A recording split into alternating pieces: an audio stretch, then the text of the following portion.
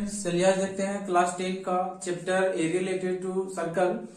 इसमें हम लोग देखेंगे कि सर्कल से रिलेटेड जो एरिया है उसको कैसे फाइंड आउट करना है। तो यहाँ पर सबसे पहले समझ लेते हैं कि सर्कल क्या होता है। ये हो गया सर्कल, क्लियर। यहाँ पर सर्कल किसे कहेंगे? अगर देखा जाती है एक समतल सतह प्लेन सरफेस है जिसमें बहुत सारा पॉइंट्स रहता है। इसमें से किसी एक पॉइंट को कांस्टेंट मानकर, बहुत सारा पॉइंट स्थित है यहाँ पर, इसमें से किसी एक पॉइंट को स्थिर मानकर, कांस्टेंट मानकर, इससे इक्वल डिस्टेंस वाले सभी बिंदुओं, सभी पॉइंट्स को अगर मिला दें तो जो फिगर बनता है, जो आकृति बनता है, ये इसको क्या कहेंगे? सर्कल कहेंगे। ठीक है। यहाँ पर इस कांस्टेंट बिंदु से इस कांस्टेंट बिंदु के चारों तरफ बराबर दूरी वाले सभी बिंदुओं को मिला देने से जो आकृति बनती है उसे वृत्त कहते हैं। और इसमें जो कांस्टेंट बिंदु, जो स्थिर बिंदु माना जाता है, इसे क्या कहा जाता है? क्या माना जाता है? केंद्र, क्लियर। और इस केंद्र और वृत्त के बीच का दूरी, यानी कि ये हो गया वृत्त और ये हो गया केंद्र, केंद्र से वृत्त के बीच का दूरी, सर्कल के बीच का दूरी को क्या कहते हैं? इसको कहते हैं यहाँ पर रेडियस, यानी कि त्रिज्या। ये हो जाएगा रेडियस, जिसको आर से इंडिकेट कर सकते हो। और इससे आर यानी कि रेडियस के double, twice of the radius is known as a diameter, यानी कि रेडियस के दो गुने, त्रिज्या के दो गुने, एक इधर है त्रिज्या, एक इधर है त्रिज्या, दो ऊपर हो गया तो त्रिज्या के दो गुने को क्या कहा जाता है? यहाँ व्यास कहा जाता है, यानी कि डायमीटर कहा जाता है। तो यहाँ से जो डिफिनेशन है इसका, त्रिज्या के दो गुना, त्रिज्या अगर आर है तो आर का दो गुना को क्या कहा जाता है? व्यास कहा जाता है। तो यहाँ से एक फॉर्मूला बन जाता है, यानी कि व्यास क्या होगा? तो दो गुने त्रिज्या होगा। ठीक है। अब त्रिज्या बराबर भी निकाल सकते हैं हम लोग। आर बराबर अगर निकालना चाहे, दो इधर गुना में इधर चला जाएगा तो भागा में। अगर यहाँ पर रेडियस दिया रहेगा या फिर डायमीटर यानी कि व्यास दिया हुआ, त्रिज्या निकालना रहेगा, उसको दो से सिंपली डिवाइड करके निकाला जा सकता है। ऑब्जेक्टिव क्वेश्चन में सिंपल इस टाइप से पूछ भी देगा कि अगर रेडियस दिया हुआ या तो डायमीटर दिया हुआ, मान लेते हैं कि डायमीटर दिया हुआ 14 सेंटीमीटर, देन इसका रेडियस कितना होगा? तो रेडियस निकालने के लिए हम लोग क्या करेंगे? यहाँ से ये दो मल्टीप्लाई इधर जाएगा तो डिवाइड, यानी कि डी 14 है तो 14 को 2 से डिवाइड कर देंगे तो यह हो जाएगा 7 सेंटीमीटर। क्लियर। तो ये आगे देखते हैं, यहाँ इसका ये हो गया रेडियस, इसका सेंटर हो गया केंद्र, यानी कि ये सेंटर है, और रेडियस हो गया, डायमीटर हो गया, ये डायमीटर हो गया। अब देखते हैं कोड। तो कोड क्या होता है? सर्कल के दो बिंदुओं को मिलाने वाली लाइन। ठीक है। ये सेंटर यहाँ है, सेंटर से पास नहीं होगा। ये जो लाइन है, दो बिंदु सर्कल के दो पॉइंट को मिलाने से जो लाइन बन रहा है, लाइन खींचा रहा है, इसको क्या कहेंगे? कोड कहेंगे।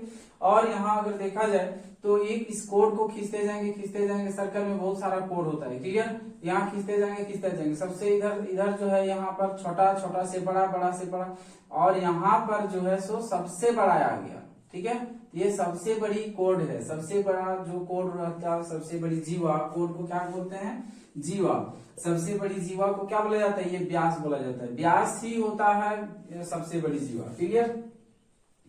और अब यहाँ देखा जाए, ये यहाँ तक क्लियर हो गया। अब यहाँ देख सकते हो सेक्टर। तो सेक्टर किसको बोलते हैं? जैसे ये यहाँ पर सर्कल है, सर्कल का ये क्या हो गया? रेडियस हो गया। यहाँ पर ये रेडियस, अगर यहाँ भी देखा जाए तो ये भी रेडियस हो गया। इसको क्या बोलेंगे? यहाँ आर्क बोलेंगे।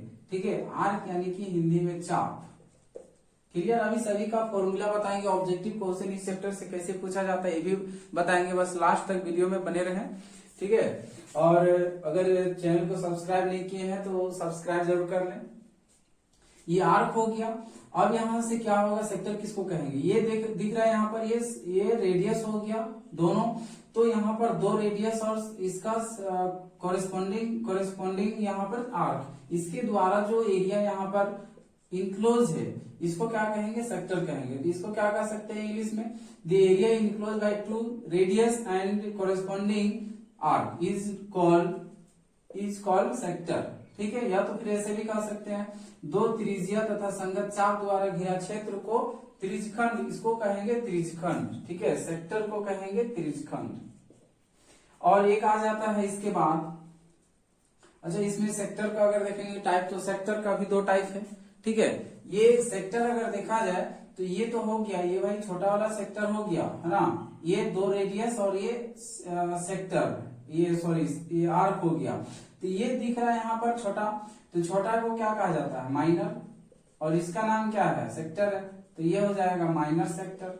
लेकिन यहाँ पर अगर देखें हम लोग तो एक ऊपर भी है इसी तरह से, ये 2 रेडियस और ये कॉरेस्पॉन्डिंग आर्क, 2 रेडियस और कॉरेस्पॉन्डिंग आर्क से जो बनता है, तो ये बड़ा वाला फिगर बन गया, तो इसको क्या बोलेंगे, मेजर सेक्टर, इसको मेजर सेक्टर, हिंदी में इसका लघु त्रिज्यखंड, इसको दीर्घ त्रिज्यखंड। क्लियर। अब देखते हैं सेगमेंट।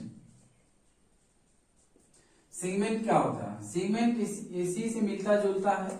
इसमें क्या है, सर्कल है, सर्कल का ये हो गया कोड, जैसा कि अभी यहाँ बताया था, कोड हो गया कोड, और ये संगत चाप, यानी कि the area enclose by code and corresponding arc is called segment. या तो ऐसा भी कह सकते हैं, जीवा तथा संगत चाप द्वारा घिरा क्षेत्र को यहाँ पर क्या कहेंगे, इसको वृत्तखंड। ये वृत्तखंड, वृत्तखंड भी 2 टाइप का, ये छोटा है तो छोटा को वही माइनर यानी कि लघु माइनर सेगमेंट, और बड़ा रहेगा तो मेजर सेगमेंट। ठीक है, इसको लघु वृत्तखंड और इसको दीर्घ वृत्तखंड। क्लियर। ये हो गया 2 टाइप का। चलिए अब देखते हैं यहाँ, इसका तो फॉर्मूला बता दिए थे, जो रेडियस होता है r is equal to d/2 लिख सकते हैं, क्योंकि d is equal to 2r होता है। क्लियर। और यहां से सेक्टर का फॉर्मूला, एरिया ऑफ सेक्टर, आप चाहो तो इसे नोट भी कर सकते हो, area of sector is equal to होता है θ/360 डिग्री इंटू πr²। ठीक है, ये हो गया। वेयर थीटा जो होता है, अगर देखा जाए थीटा, तो थीटा क्या होगा, जैसे ये सर्कल है, इस सर्कल में 2 रेडियस है, क्योंकि सेक्टर क्या होता है, 2 रेडियस और संगत चाप, यानी कि ये आर्क है ना, कॉरेस्पॉन्डिंग आर्क। तो यहाँ पर ये जो रेडियस, 2 रेडियस के बीच एंगल जो बनता है उसी को थीटा मान लेते हैं। एंगल वहां 90, 60, 30 जो भी रहेगा यहाँ पर पुट कर दिया जाएगा। क्लियर। और पाई का वैल्यू यहाँ पर कितना होता है, अगर बोला जाता है तो ठीक है, अगर नहीं बोला जाता है तो 22/7, अगर बोला जाएगा तो लिखा हुआ रहेगा 3.14। क्लियर। और r जो है, ये r यानी कि रेडियस, ये जो भी गिवन रहेगा 10 रहेगा 15 रहेगा वही यहाँ पर पुट करना है। ठीक है। और एरिया ऑफ सेगमेंट अगर देखें,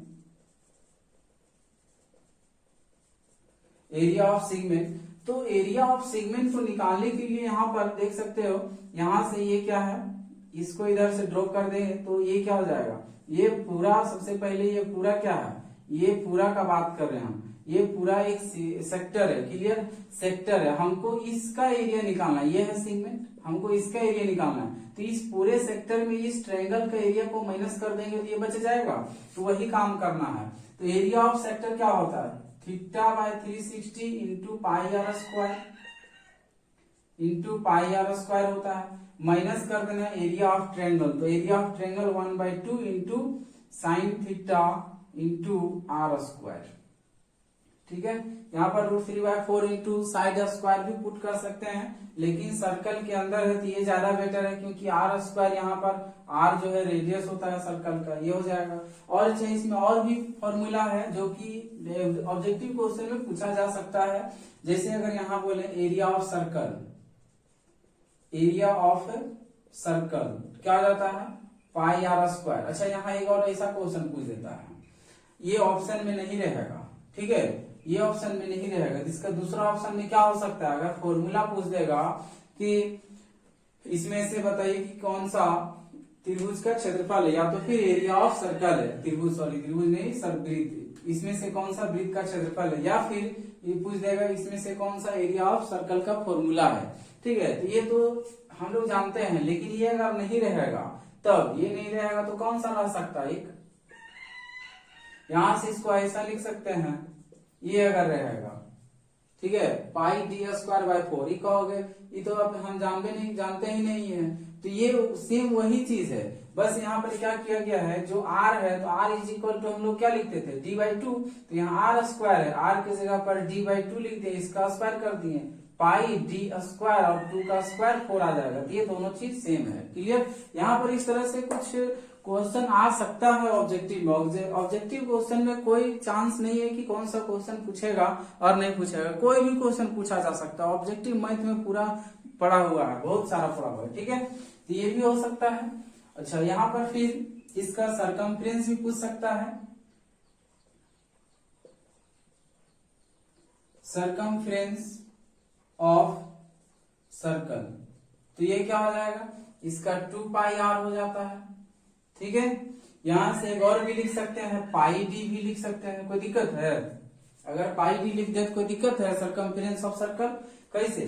अगर यहाँ देखें 2 पाई आर का वैल्यू जो होता है d/2, 2 कैंसल, पाई डी बच गया, पाई डी बच गया, तो यहाँ पर इसका पाई डी भी लिखा जा सकता है। क्लियर। अब यहाँ देखते हैं सरकमफ्रेंस और इसका सेमी सर्कल का। ठीक है, सेमी सर्कल का एरिया और सरकमफ्रेंस। तो यहाँ पर सर्कल का क्या करना, सीधा हाफ कर देना। ये यहाँ पर सेमी सर्कल का लिख रहे हैं। क्लियर, सेमी सर्कल का लिख रहे हैं। सेमी सर्कल का अगर एरिया लिखें तो यही चीज क्या हो जाएगा, 1/2 पाई आर स्क्वायर लिख सकते हैं, या फिर यहाँ लिखेंगे तो क्या हो जाएगा, पाई डी स्क्वायर बाई 2 हो जाएगा, सॉरी 8 हो जाएगा। 2 से डिवाइड करना, 2 नीचे में जाकर मल्टीप्लाई हो जाएगा, तो यहाँ पर 8 हो जाएगा। ठीक है, ऐसा हो जाएगा। और यहाँ सरकमफ्रेंस और सेमी सर्कल, यहाँ पर सेमी सर्कल का लिखते हैं तो इसका क्या हो जाएगा, सिंपल पाई आर और यहाँ पर पाई डी, या ऐसा भी लिख सकते हैं 1/2 इंटू पाई डी लिख सकते हैं, या फिर वही चीज बाय में 2 कर देंगे, बात देखिए। ठीक है। अच्छा, यहाँ पर भी इसका किसका छूट गया, हाँ इसका छूट गया, ये एरिया ऑफ सेक्टर लिखे है ना, यहाँ इसका एक और फॉर्मूला छूट गया। यहाँ पर जैसे ये अगर है तो इस एरिया निकल गया, ये जो आर्क है इस आर्क का एरिया निकालना रहेगा, यानी एरिया नहीं लेंथ निकालना रहेगा। यहाँ पर क्या हो जाएगा, length of arc, length of arc is equal to क्या हो जाएगा, theta by 360 degree into 2 pi R, 2 pi R. Clear. Circumference, circle का सरकमफ्रेंस। अब सर्कल का सरकमफ्रेंस के जगह पर कोई अगर यहाँ बैठा देगा पाई डी केवल बैठा दे तो कहोगे सर ये पढ़े ही नहीं, उससे कोई दिक्कत नहीं है, पाई डी भी बैठा दिया जाएगा। तो यहाँ बता दिए 2 पाई आर और पाई डी दोनों सेम है। ठीक है, क्लियर हो गया यहाँ तक। तो ये सारा यूज होने वाला है। ठीक है। और राइट एंगल ट्रायंगल का एरिया क्या होता है, right angle triangle, right angle triangle किसको कहते हैं, जिसमें 90 डिग्री बना हो। तो यहाँ पर इसका एरिया क्या हो जाएगा, 1/2 इंटू बेस इंटू हाइट। इस फॉर्मूला को भी लगा सकते हैं हम लोग। चलिए, इतना फॉर्मूला, इसमें से कोई एक फॉर्मूला भी पूछ देगा तो कोई दिक्कत नहीं होना चाहिए अब। ठीक है, तो अब देखते हैं कितना फॉर्मूला हो गया। यहाँ से ये हो गया, ऑप्शन में ये भी रह सकता है, 2 यहाँ से है, फिर 2 यहाँ से, फिर 2 यहाँ से, और 3 यहाँ से और 1 यहाँ है। ठीक है, इतना सारा फॉर्मूला एकदम याद रखना है, 12 चैप्टर पूरा कंप्लीट हो जाएगा। ठीक है, बाकी जहां आएगा फॉर्मूला वहां पर आपको बता देंगे। ठीक है, तो चलिए अब क्वेश्चन पर आते हैं। इसके साथ ही देखते हैं, बहुत जल्द आपको शुरू कर देंगे ऑब्जेक्टिव क्वेश्चन का सॉल्यूशन। ठीक है, सभी चैप्टर बाय चैप्टर करके या फिर एक साथ में सेट बाय सेट करके। क्लियर। आप इसके लिए चैनल को सब्सक्राइब और बेल आइकन को दबाकर प्रेस करके रखें, ताकि जब भी वीडियो हम अपलोड करें यूट्यूब पे तो आपके पास तुरंत पहुंच जाए। ठीक है, चलिए देखते हैं इसमें क्या बोल रहा है, दी रेडियाई ऑफ 2 सर्कल। यहाँ पर एक चीज ध्यान दीजिए, रेडियाई है, रेडियाई मतलब क्या होता है, सिंगुलर और प्लूरल में आप पढ़े होंगे तो रेडियस होता है इसका, हम लोग रेडियस जानते हैं, रेडियाई नहीं जानते। रेडियस क्या, रेडियस होता है एक सर्कल का रेडियस। ठीक है, इसका मतलब ये हुआ। रेडियाई मतलब कि एक से ज्यादा रेडियस, इसी का हो जाता है प्लूरल रेडियाई। ठीक है, रेडियस का प्लूरल क्या हो जाता है, रेडियाई हो जाता है। इसका मतलब यहीं से पढ़ के पता चल रहा है कि एक सर्कल नहीं है, एक से ज्यादा सर्कल है जिसका रेडियस गिवन है। ठीक है, तो यहाँ क्या बोल रहा है, 2 सर्कल, 2 सर्कल बोल रहा है। पहला फर्स्ट सर्कल का रेडियस R1 मान लेते हैं, जिसका गिवन है रेडियस 19 सेंटीमीटर, और दूसरा का R2 मान लेते हैं। ठीक है, इसका R2 मान लेते हैं जिसका गिवन है 9 सेंटीमीटर। और आगे क्या बोल रहा है कि find the radius of the circle which has a circumference equal to the sum of the circumference of 2 circles. तो ये दोनों सर्कल का जो सरकमफ्रेंस होगा उसको ऐड करने पर एक नया सर्कल बन रहा है। तो इस सर्कल का, अननोन सर्कल का रेडियस फाइंड आउट करना है। क्लियर? तो यहां से लिख सकते हैं, late R1 is equal to 19 centimeter, R2 is equal to 9 centimeter, and the radius of unknown circle is equal to R. Clear? अब यहां से अकॉर्डिंग टू क्वेश्चन क्या बोला था कि ये दोनों सर्कल का सरकमफ्रेंस का सम, यानी कि 2 पाई r होता है सर्कल का सरकमफ्रेंस, r यानी रेडियस, इसमें रेडियस r1 कंसीडर किया, r1 लिख देंगे, सम दूसरा सर्कल का 2 पाई r2, दूसरा सर्कल का रेडियस r2 माने हैं, इक्वल होगा, ये दोनों का सम इक्वल होगा किसका? अननोन सर्कल का सरकमफ्रेंस। तो सर्कल का सरकमफ्रेंस 2 पाई r, इसमें r कैपिटल R कंसीडर किए, कैपिटल R, 2 पाई कॉमन आ रहा है इधर, 2 पाई कॉमन, R1 और R2 बच गया, यहाँ से ये 2 पाई और 2 पाई बाहर, तो R1 बच गया और R2 बच गया, is equal to 2 pi R हो जाएगा। ये 2 पाई इधर मल्टीप्लाई उधर जाएगा तो डिवाइड, और 2 पाई कैंसिल हो जाएगा, और R1 का वैल्यू अब यहाँ पुट कर देते हैं 19 और R2 का वैल्यू 9, तो ये R का वैल्यू निकल जाएगा, ऐड करेंगे तो यहाँ से आ जाएगा ये 28 सेंटीमीटर, जो कि R का वैल्यू हो जाएगा, यानी कि अननोन सर्कल का रेडियस कितना आ जाएगा? यहाँ पर 28 सेंटीमीटर आ जाएगा।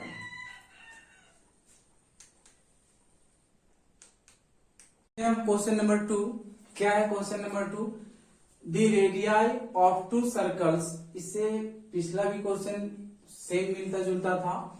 The radii of 2 circle are 8 centimeter, 6 centimeter respectively. दो सर्कल है जिसका रेडियाई दिया हुआ है, यानी कि रेडियस इसका 8 है और इसका 6 centimetre.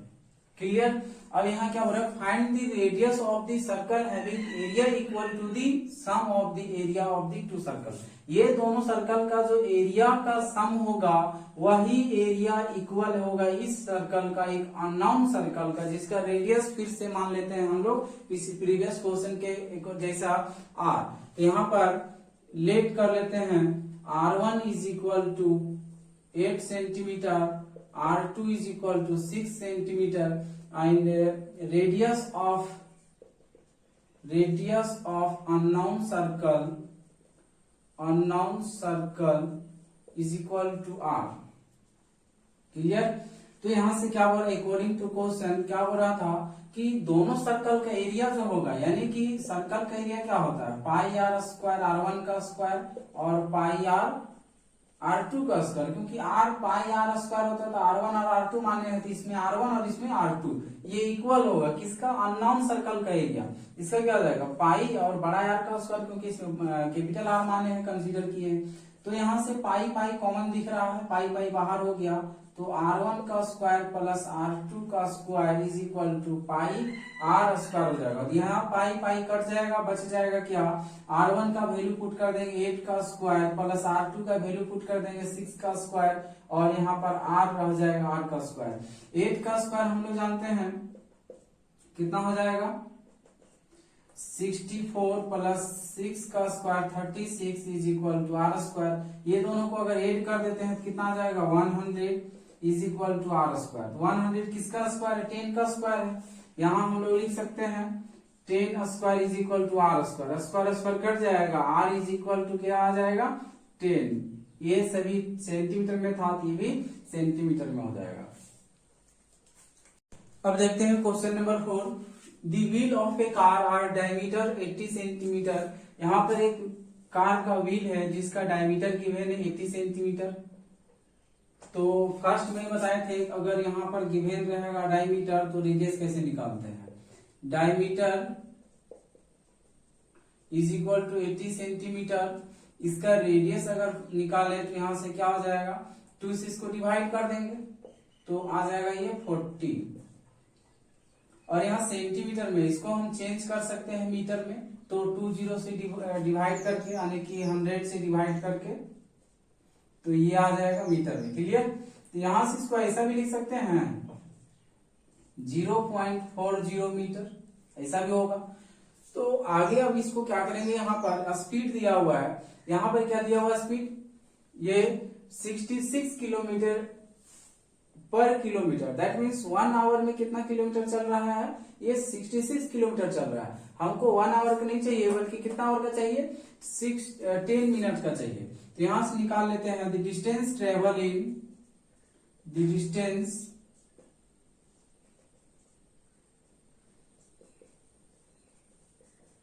Travel in 1 our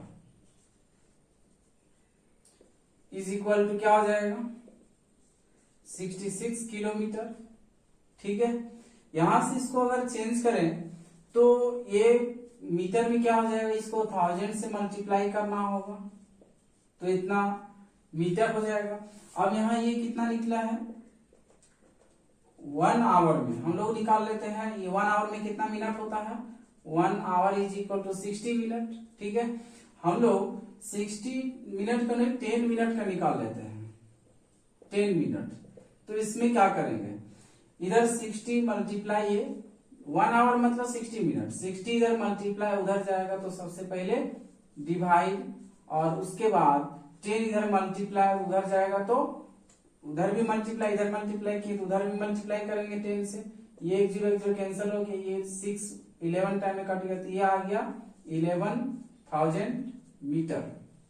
10 minute में कितना डिस्टेंस ट्रेवल करेगा, तो 11,000 मीटर इतना डिस्टेंस ट्रेवल करेगा। ठीक है, अब यहां से निकालना क्या है कि when the car is travelling at the speed of इतना, कह रहे थे how many complete revolution does it wheel make in 10 minute, मतलब कि 10 मिनट में जो गाड़ी का कार का पहिया है वह कितना चक्कर लगा पाएगा, यानी कि इतना डिस्टेंस ट्रेवल करने के लिए। यानी कि इस तरह से इसको समझ सकते हैं, अगर यहाँ से यहाँ तक है तो एक रिवोल्यूशन मतलब एक चक्कर में यहाँ से यहाँ गया और फिर दूसरा चक्कर में ऐसा जाएगा इस तरह से, तो यही कितना चक्कर लगा यहाँ से इसको यहाँ तक जाने में। तो टोटल डिस्टेंस को डिवाइड कर देंगे, ये एक बार में 1 टाइम में कितना, या फिर 1 रिवोल्यूशन में कितना डिस्टेंस ट्रेवल करता है, इससे इसको डिवाइड कर देंगे तो नंबर ऑफ रिवोल्यूशन आ जाएगा। क्लियर, यहां से किससे डिवाइड करना होगा, 1 रिवोल्यूशन में कितना डिस्टेंस ट्रेवल करता है, तो 1 रिवोल्यूशन में कितना डिस्टेंस ट्रेवल करेगा, जितना इसका सरकमफेरेंस होगा। तो हम लोग निकाल लेते हैं circumference of wheel.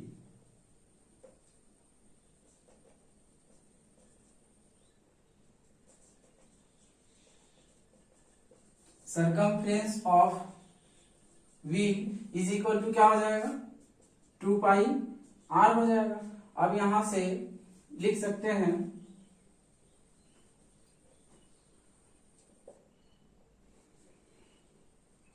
2 pi value 22/7 into are 0.4 भी लिख सकते हैं, ये आ जाएगा। ठीक है, आगे अब यहां लिख सकते हैं number of revolution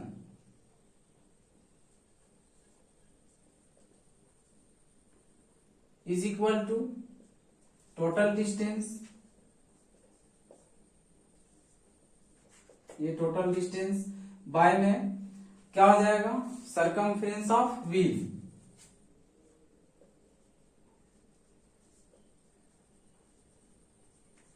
circumference of wheel. Clear, तो यहां से टोटल डिस्टेंस कितना आया था, ये 11,000 मीटर में है, 11,000 मीटर में, बाय सरकमफ्रेंस ऑफ व्हील कितना है, 2 इंटू 22/7 इंटू 0.4, पॉइंट यहां से हटा देंगे, ऊपर एक 0। ठीक है, यहां से अगर देखें तो 7 इधर है मल्टीप्लाई में, इधर डिवाइड में, इसको भी ले जाएंगे तो ऊपर चला जाएगा ये, और यहां से अगर देखा जाए तो बच जाएगा 11 पे 30 और ये 40 और ये जो 7 था, और नीचे में बचा हुआ है 2, 22 और 4। यहां से इसको 11 से काट दें तो ये 2 टाइम में काट लिया। क्लियर, अब यहां से इसको अगर काट दें तो ये 2 2 जा 4, 4 2 जा 8। ठीक है, 8, यहां पर ये 1 है, तो यहां से आ जाएगा ये 1 पर 40 इंटू 7/8। 8 से इसको यहां पर कट रहा है क्या, नीचे कट रहा है, हाँ ये कट रहा है, ठीक है। इसको आप यहाँ इसको मिटा देते हैं, अगर स्क्रीनशॉट लेना है तो आप ले सकते हो, ठीक है।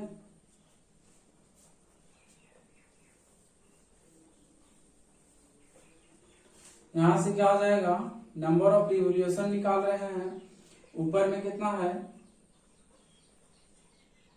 इंटू 7 और बाई में 8 से इसको काट देंगे, 8 1 जा 8, 8 2 यहाँ बैठ जाएगा, 8 2 जा 16, 4 8 5 जा 40 और 1 0 ये आ जाएगा। फिर से इसको 7 से मल्टीप्लाई कर देंगे, 0 7 5 जा ये 7 5 35 का 5 हाथ में 3, 7 2 14 और 3 17 हो जाएगा, हाथ में 1 7 1 7 और 1 8 हो जाएगा। तो इतना रिवोल्यूशन आ जाएगा। अब यहां देखते हैं क्वेश्चन नंबर 5। ये क्वेश्चन नंबर 5 है, टिक दी करेक्ट सॉल्यूशन। इसमें से कौन सा सही सॉल्यूशन है इसको टिक करना है।